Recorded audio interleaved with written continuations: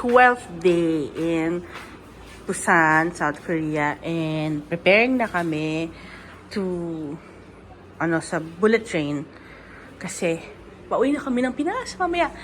Oh, may busy dun. Busy. Yan, so naayos na namin mga gamit. And we will miss you, South Korea.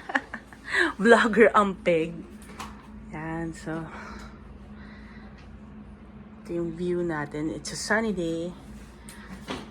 Ito yung just warm floors. So, we fixed everything. Ayun, nag-aayos na si Mother. And, yan.